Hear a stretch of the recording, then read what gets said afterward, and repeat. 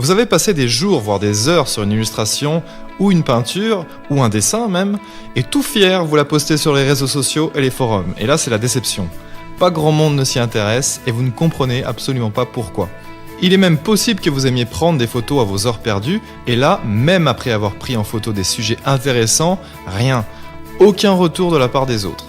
Au bout d'un moment, vous vous remettez quand même en question, et vous vous demandez s'il ne manque pas quelque chose à vos images. Mais en toute honnêteté, vous ne savez pas quoi. Et je le sais car il m'est exactement arrivé la même chose et j'étais triste de ne pas comprendre pourquoi personne ne s'intéressait à mon travail sur les forums. Il m'a été facile de constater que tous les créateurs amateurs ont un défaut commun, et ce défaut c'est la composition.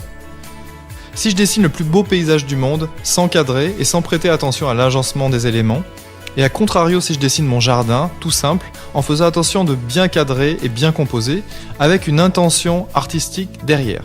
Je peux vous dire qu'il y a fort à parier que le dessin de mon jardin fasse l'unanimité versus un paysage censé être beaucoup plus spectaculaire.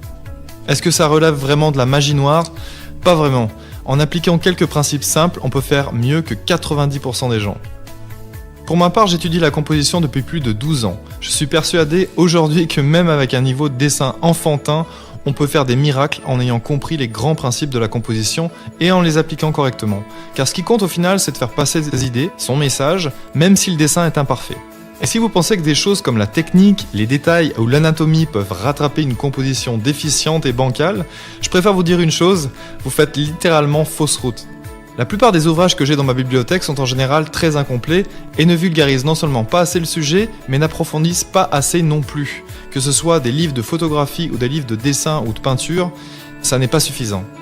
J'en ai eu assez de toutes ces informations décousues, et comme aucune solution complète et adaptée à l'artiste amateur et débutant n'existait en français, j'ai voulu créer une formation qui puisse ouvrir les yeux à tous mes élèves et leur faire un bond en avant instantanément sans passer des heures à dessiner.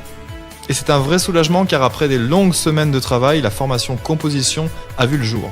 Tout ce dont vous avez besoin est dans cette formation qui résume en fait 12 ans de recherche personnelle et d'expérimentation sur le sujet de la composition. Que vous soyez photographe, dessinateur ou peintre, ce que vous allez apprendre dans cette formation va révolutionner votre vision du monde et vous n'aborderez plus jamais la création d'images de la même façon, c'est garanti.